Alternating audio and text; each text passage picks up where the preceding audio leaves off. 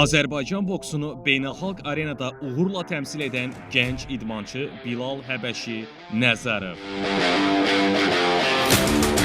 O, gənclər arasında keçirilən boks üzrə dünya çempionatında 2 dəfə ardıcıl olaraq qızıl medal qazanaraq, ölkə idmanı tarixində diqqətə layiq nailiyyətə imza atıb.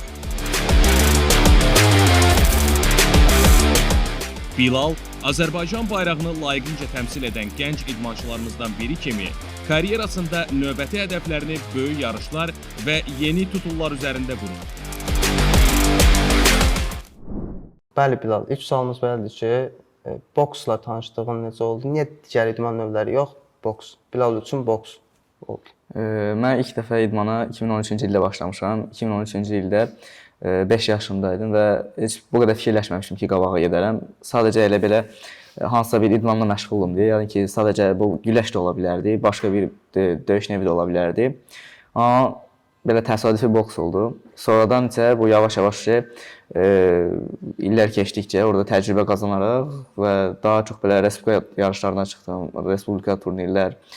Sonradan Avropa çempionatına getdim və orada çempion olduqdan sonra bəzi şeylər mənim üçün dəyişdi. Bilal Nəzərovun həyatında dönüş nöqtəsi dediyi an varmı və varsa hansıdır? Həyatımda dönüş nöqtəsi mən 2022-ci ildən başlamışam respublika səviyyəli yarışlara çıxmağa. Oradan ilk dəfə respublika çempionu, daha sonra beynəlxalq turnirlərə getdim və turnirlərdə yaxşı nəticələr verdim, amma Avropa çempionatında məğlub oldum. Daha sonra ikinci ildə yenə getdim, turnirlərdə çempion oldum, respublika çempion oldum, amma Avropa çempionatı yenə yaxşı keçmədi, məğlub oldum. Amma 2024-cü ildə Avropa çempionatı mənim həm son şansım idi, çünki orada nəticə verə bilməsəydim, hərbi xidmətə gedirdim və hərbi xidmətə getmək də 1 il 6 ay çox böyük bir müddətdir.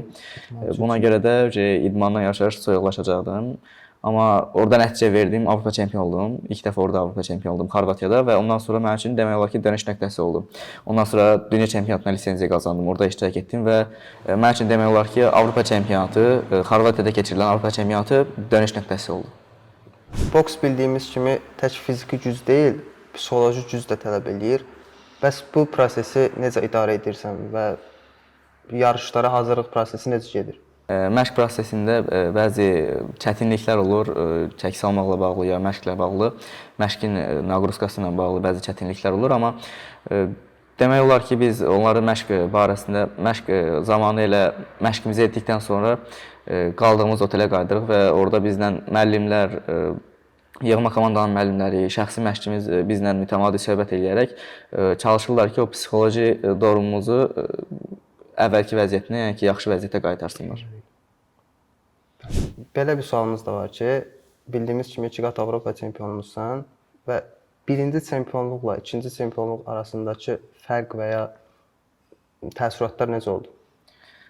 İlk dəfə Xorvatiyada keçən il keçirilən Avropa çempionatında düzü özümdən medal gözləyirdim, amma çempionluğu gözləmirdim, çünki həm özümlə böyüklər yarışır idi, özümlə böyüklərlə döyüşürdüm.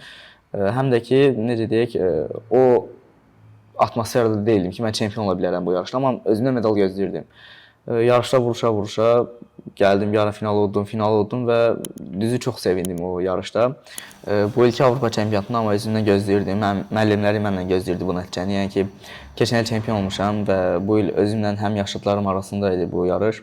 Getdiyimiz yarışda orada şükür yaxşı nəticə əldə elədim, yenə də qızıl medal qazandım. Düzü bu mənim üçün elə də təcrübə olmurdu, çünki özümdən bu nəticəni gözlədiyimə görə və özümə inandığıma görə yaxşı keçdi və qızıl medal qazandım. Bilalı idmanda irəli aparan 3 əsas keyfiyyət. 3 əsas keyfiyyət deyə bilərəm ki, disiplindir əsas növbədə. Bir idmançının disiplini olmasa heç vaxt qabağa gedə bilməz. Disiplin tərkibinə məsəl üçün yatmaq, yemək, gəzmək, bunların hamısı daxildir. Çünki idmançı disiplinası olmasa o heç vaxt böyük arenalarda çıxış eləyə bilməz.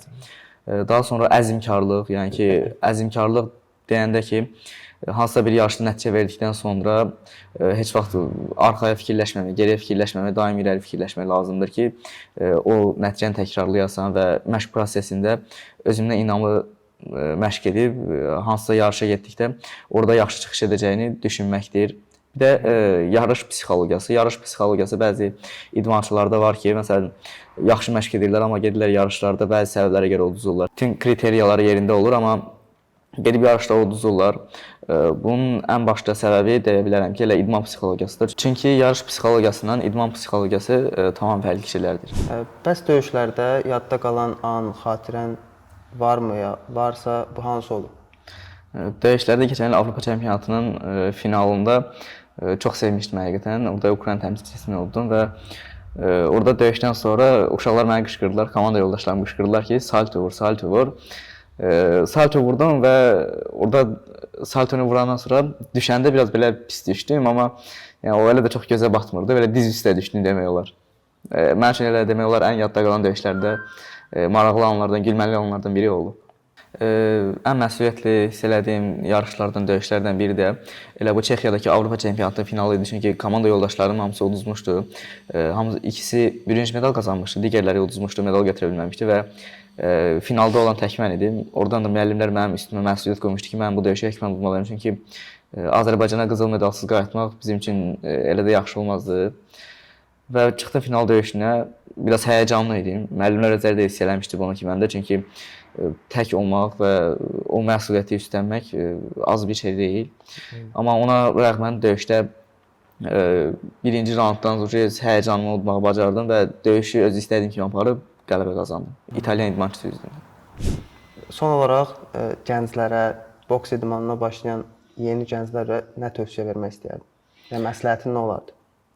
Boksa başlayan gənclərə məsləhət vermək istəyirəm ki, yəni ki, məşqlərini eləsinlər və hər bir idmançının ömründə ilk bir dönüm nöqtəsi olur. Yəni ki, nəticə verə bilməsə də, məşq eləsə də, əziyyət çəksə də, nəticəsiz qalsa da o ilk dönüş nöqtəsi ki var, orada o fürsətini dəyərləndirə bilər və öz həyatında bəzi şeyləri dəyişdirə bilər. Buna görə demək istəyirəm ki, məşqlərini eləsinlər və heç vaxt həvəsdən düşməsinlər. Çox sağ ol dəyərli fikirlərin üçün Bilal. Sənə gələcək karyeranda uğurlar diləyirik. Hər zaman səsin yüksəklərdən gəlsin. Bayrağımızı həmişə ucalarda tut. Təşəkkür edirik. Minnətdarıq.